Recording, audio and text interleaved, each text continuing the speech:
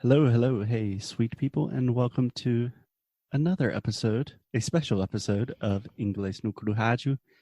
As always, I am here with, Hello, everyone, with Alexia.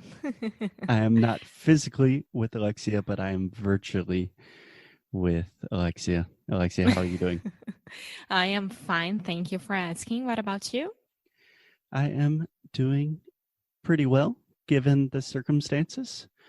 So, just for all of our listeners to understand, what is today? Today is March 22nd. Yes. And we are quarantined. Well, I am. You're not that much comparing to me. Yeah. So I am in the United States.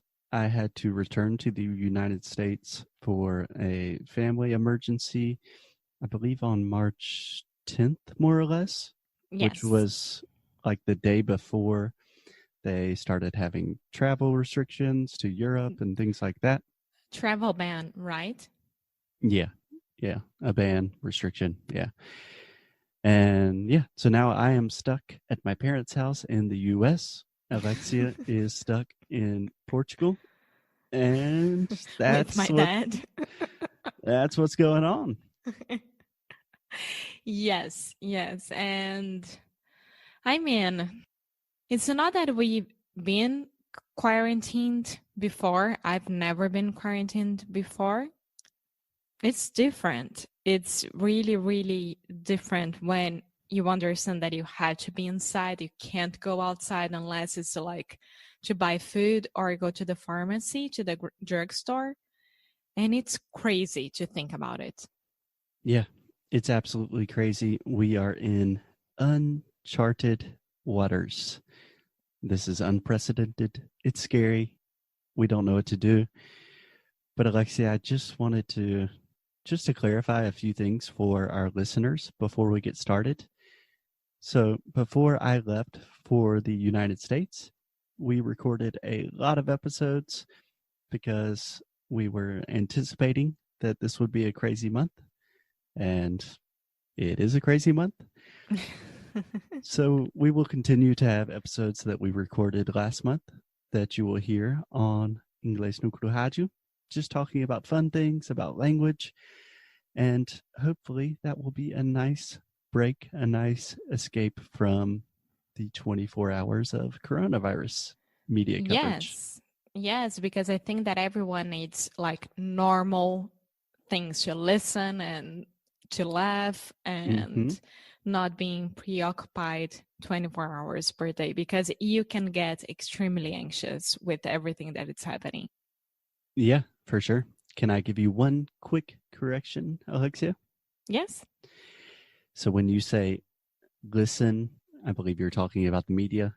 You want to say listen to. Remember, we almost always listen to things in English. That's true. Yes. And speaking of listening to things, to is a preposition. And because a lot of people are asking for it, especially me, especially Alexia, in April, our challenge of the month is about prepositions. It is called Prepositions Perfection. I think that is the name that we are going to stay with. And I can't remember exactly what day we are going to start. But if you're listening to this and you're interested in prepositions, you want to improve your prepositions, go to inglesnocru.com. Yes, there you're going to see everything that we are doing, all of our products, and another way of spending your quarantine with a productive thing to do. Yeah, exactly. Cool. So, Alexia, I really wanted to. I am kind of tired and anxious of watching the news and just checking things on the internet. So, I really wanted to stay positive. And I think we have some unique experiences that can perhaps help people when they are isolated and self quarantined. What do you think? Why'd you say that? Well, really, I say that for two reasons. First, we have a lot of experience working remotely. That's So true. many people are working from home for the first time. And We have done that for a really long time.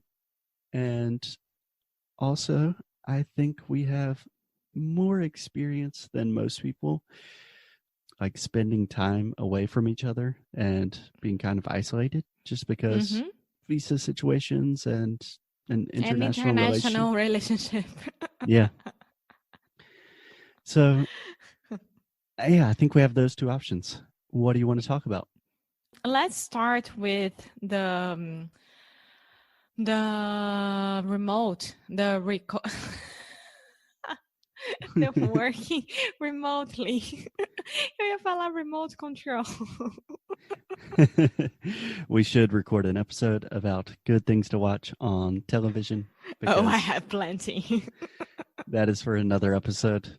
So let's talk about remote work, Alexia. So I have been working remotely for almost, I would say, 6 or 7 years, more or less. And you have been for 3 years. 3 or 4 years. 3. Yeah. Do you have any general advice, observation, things that you would tell people that are working remotely for the first time?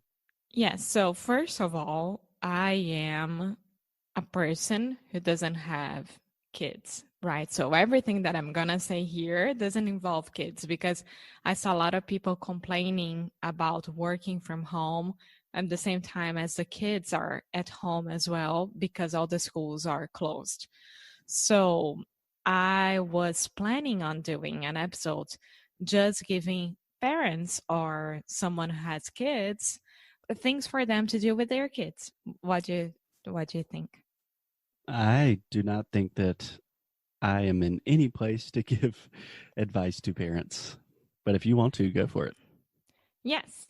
No, just because I follow 2 bloggers that are very good with that and they are sharing extremely good content. And I think this will help all the parents who are getting crazy with this situation because I think that it's really, really hard to work from home with the kids at home as well. Yeah. So working from home with or without kids is really difficult. And if someone is starting to work from home for the first time or working remotely, I think my first piece of advice would be get out of the house and Yeah, but we separate can't your do that. work. And we can't do that. So that makes things more complicated. Yeah. What would your first piece of advice be? My first one would be get out of bed at the same time as you were supposed to start getting ready to go to your office. Yeah, like maintain a schedule, wake up early in the morning, that kind of thing. Yes, that's the first thing that you should do. Yeah, I totally agree. And talking about bed, I think this is something that everyone should do, something that I've had a lot of difficulties with in the past. Do not work from your bed. No. This is a huge mistake, an extremely huge mistake, because you have to have like a very strict routine. Even though you are working from home, you had to act like you understand the responsibility of your work. Like you can take it, oh, I'm working from home because I don't care. You work from home because you need to, and I still care. So you don't work from bed. You have a space to do that. Do you know what I mean? I know what you mean. I think a lot of people working from home for the first time, you kind of have the temptation to think, this is amazing. I can work in my pajamas, work from bed. And you can do that. And I'm not totally against that, but I do recommend not working from bed simply because you will start to associate your bed with work. And Yeah. I'm speaking from personal experience.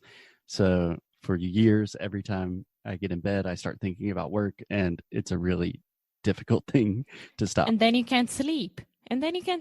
Because your mind knows that that place is your work time.